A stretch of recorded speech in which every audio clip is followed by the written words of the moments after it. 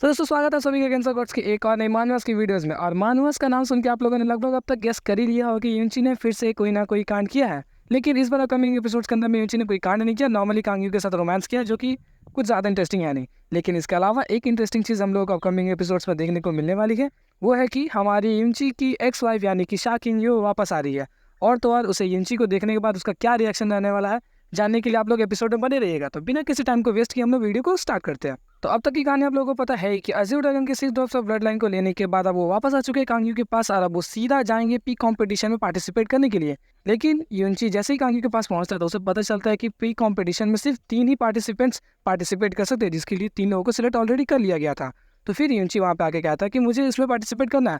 अगर मैं अपने 3 एल्डर्स में से किसी एक को हरा दूँ तो क्या मैं उसकी जगह पे पार्टिसिपेट कर सकता हूँ? और ये प्रस्ताव रखते हुए वो अपने 2 सीनियर्स के साथ में लड़ाई स्टार्ट कर देता है। और यहाँ पे वो दोनों सीनियर्स एक साथ गुस्सा हो गए थे, जिस वजह से वो दोनों के दोनों एक साथ यूंची के ऊपर में हमला करते हैं। लेकिन यूंची इस बार तो काफ़ी ज़्यादा पावरफुल था, जिस वजह से वो काफ़ी आसानी से उन दोनों को हरा देता है। उन दोनों को हराने के बाद ही यानबा वहाँ पर पहुँच जाता है और यानबा के साथ वो काफ़ी देर तक बातचीत कर ही रहते, तभी वहीं पर फंजूचंग भी आ जाता है और सभी के सभी पिक कॉम्पिटिशन पर जाने के लिए तैयार हो ही रहते। तभी अचानक से यूंची को एहसास होता है कि यानबा के कंधे में फिर से चोट लग गई है। और वो फिर से पूछता है कि आखिर क्या बात है जिस वजह से तुम्हारे कंधे पे चोट लग गई। तो यानबा कहता है कि नहीं, मैं बस सीढ़ी से फिसल गया था, कोई बड़ी बात है नहीं। लेकिन यूंची को ये बात खटकती है। तभी फंजूचंग उसके पीछे से कहता है कि अगर मेरे रास्ते में कोई आएगा तो उसका तो यही हाल होगा। ये मेरे रास्ते में आने की गलती कर दी है, जिस वजह से मैंने इसे छोटा सा सबक सिखा दिया। और यूंची सुन के काफ़ी ज़्यादा गुस्से में आता है, क्योंकि यानबा के ऊपर में जितनी बार किसी ने भी हमला करने की ट्राई की है उसकी वो अच्छी तरीके से धुलाई करता है। जिस वजह से वो फंजूचंग से कहता है कि तुम ना यानबा से माफ़ी मांगो। तो फंजूचंग कहता है कि मैं उसके सामने माफ़ी नहीं मांगने वाला, तुम्हें जो करना है कर लो। उन दोनों के बीच में वहीं पर वो लड़ाई स्टार्ट हो जाती है। और उन दोनों की लड़ाई के दौरान यूंची काफ़ी बुरा वाला मार मारता है फंजूचंग को, जिसको देख के सभी वहाँ के लोग पगला गए। कांगयू तक एक टाइम के लिए शॉक में आ गए कि आखिर ये हो क्या रहा है। उसके बाद फंजूचंग की अच्छी खासी पिटाई करने के बाद वो उसे घुटने पर ला देता है यानबा के सामने में और कहता है कि माफ़ी मांगो। लेकिन वो लड़का फिर भी माफ़ी नहीं मांगता वहाँ पर, कहता है कि तुमने ये जो किया है इसका हिसाब तुम्हें 1000 गुना ज़्यादा चुकाना पड़ेगा। और ऐसा कह के वो वहाँ से चला जाता है। उसके बाद यूंची एल्डर किंग से रिक्वेस्ट करते हैं कि अब तो कंपटीशन में जाने के लिए काफ़ी ज़्यादा स्लॉट्स बचे हुए, तो आप प्लीज़ यानबा को भी हमारे साथ ले चलिए वहाँ पे कंपटीशन सिर्फ देखने के लिए, क्योंकि पार्टिसिपेट करने लायक तो सिर्फ मैं ही बचा हूँ। तो वहाँ पे मास्टर किंग उसके लिए राजी हो जाते हैं और उन सभी को लेकर चले जाते हैं पिक कंपटीशन में। अब आता है असली मुद्दा। पिक कंपटीशन में पहुँचने के बाद ही उन लोगों को ना रूम अलॉट कर दिया जाता है कि अलग अलग रूम्स में अलग अलग लौंडे लौंडियाँ रहेंगी। तो कांगयू को अलग रूम मिला रहता है और यूंची को अलग रूम। लेकिन यूंची जब रात को सो रहा था तो उसे नींद नहीं आ रही थी, जिस वजह से वो वहाँ से उठ के चला जाता है कांगयू के पास। और कांगयू के पास जाके वो थोड़ी सी हरकतें करने लगता है। आप खुद ही इन पिक्चर्स को देख लो, आप लोगों को समझ आ ही जाएगा। और हरकत करते करते तभी वहीं पर फंजूचंग का कोई खानदान वाला ही, नाम उसका फंग से ही था, वो आ जाता है और वो कांगयू की तरफ में थोड़ा सा ऑब्सेस्ड था। जिस वजह से वो गेट के बाहर से कांगयू को पुकारता है कि चलिए ना, मून काफ़ी ज़्यादा सुंदर है, हम दोनों बैठ के मून को देखेंगे। तो कांगयू तो अभी लिपटी पड़ी है यूंची के साथ, तो वो जाएगी कैसे। तो वो उसे कह देते कि आप चले जाइए, मुझे काफ़ी ज़्यादा नींद आ रहा है, मैं अभी सोऊंगी। और इसके बाद वो कुछ और भी बोलने वाली थी, तभी यूंची वहाँ पे फिर से उसे किस कर लेता है, जिस वजह से उसका मुंह बंद हो गया। और वहाँ पे वो जो लड़का था वो चुपचाप वहाँ से खिसक लेता है।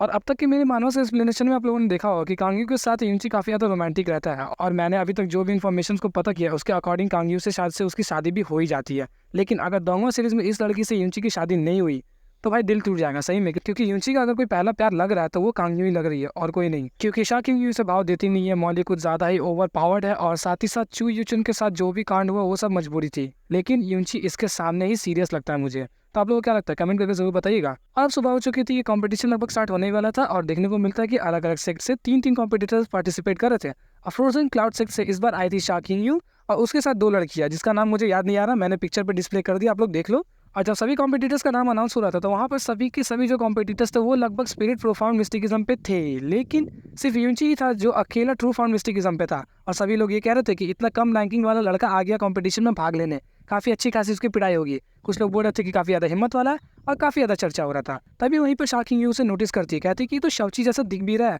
और इसका नाम यूंची भी है, शक्ल भी काफ़ी ज़्यादा सेम है। तो वहीं पर उसके साथ की जो पार्टिसिपेंट आई थी उसे कहती कि तुम काफ़ी ज़्यादा टेंशन में लग रही हो। तो वो वहाँ पर कहती है कि नहीं नहीं ऐसा कोई बात नहीं है, उस बात को वहाँ पर घुमा देती है। फिर यानबा जब अपनी बड़ी दीदी को देखता है तो काफ़ी ज़्यादा खुश हो जाता है, दूर से चिल्लाने लगता है बिग सिस्टर बिग सिस्टर। तभी कांगयू शा किंग-यू को देख लेती है और कहती है कि क्या यही लड़की तुम्हारी वाइफ है। तो वहाँ पर यूंची कहने लगता है कि एक टाइम के लिए थी लेकिन हम लोगों की बनी नहीं, जिस वजह से मैंने उसे मैरिज एग्रीमेंट दे दिया और कहा कि इसे फाड़ के फेंक दो। और अब तक तो उसने शायद से फेंक भी दिया होगा क्योंकि वो मुझे वेस्ट समझती थी। तो ये सुन के कांगयू रिलैक्स हो जाती है। उसके बाद कॉम्पिटिशन जब स्टार्ट होने वाला था तो वो लड़का जिसने मून देखने के लिए कांगयू को इनवाइट किया था वो देखता है कि यूनची उसके साथ कुछ ज़्यादा ही लिपट चिपट रहा है और वो समझ जाता है कि कल रात कांगयू के साथ ना यही लड़का था। तो इस बार उसने सोच लिया कि इसको तो रास्ते से हटा देना है, जिस वजह से वो यूनची की कंपटीशन नंबर को पता करके उसके ओपोनेंट्स के साथ में कोलैब कर लेता है। कहता है कि तुम उसकी शक्ल को बर्बाद कर देना। और जब लड़ाई स्टार्ट होती है तो यूनची के सामने जो भी ओपोनेंट्स आ रहे थे वो उसकी शक्ल को बर्बाद करने की ट्राई कर रहे थे, जिस वजह से यूनची भी थोड़ा अग्रेसिव होकर उन सभी के सभी कॉम्पिटिटर्स को काफ़ी आसानी से हरा देता है। और अब लौंडा हमारा तो एजूर ड्रैगन साथ ही साथ फिनिश ब्लड लाइन दोनों को ले चुका है, जिस वजह से वो और काफ़ी ज़्यादा पावरफुल है और वो फर्स्ट राउंड को काफ़ी इजीली पास करके सेकेंड राउंड में एंटर कर जाता है। और अब वो एंटर कर चुका था तो अब वो कांगयू के पास आता है, कहता है कि मैंने तो फर्स्ट राउंड को क्लियर कर दिया, अब मुझे चाहिए एक रिवॉर्ड। अब रिवॉर्ड क्या दोगी तुम समझ लो। तो फिर कांगयू बोलते कि तुम जो मांगोगे वो। तो वहीं पर यूनची कहता है कि एक किस चाहिए। तो कांगयू वहाँ पर शर्माने लगती, कहते कि इस जगह पर खुले में। तो बोलता हाँ मुझे यही चाहिए। तो कांगयू उसे किस कर ही रही थी कि वो लड़का फिर से वहाँ पर पहुँच जाता है, उसे देख लेता है, देख के उसकी जलने लगती है। तो आज की इस वीडियो में मैं बस इतना ही बता रहा हूँ, क्योंकि मैंने जो अब तक की कहानी बताई वो लगभग 2 एपिसोड तक चलने वाली है। तो आप लोगों को वीडियो कैसी लगी कमेंट करके जरूर बताइएगा। और जिन लोगों ने मुझे इंस्टाग्राम पे फॉलो नहीं किया वो लोग जाके फॉलो कर लो, क्योंकि मैं चाइनीज सर्वर्स में से जो भी रिसोर्सेज या फिर सोर्सेज मिलते हैं मैं इंस्टाग्राम पे पहले अपलोड करता हूँ यूट्यूब के मुकाबले, वो भी तकरीबन 1 हफ्ते 2 हफ्ते पहले। तो जल्दी से जाके फॉलो कर लीजिए। तो मिलता है आपसे नेक्स्ट वीडियो में, तब तक के लिए गुड बाय।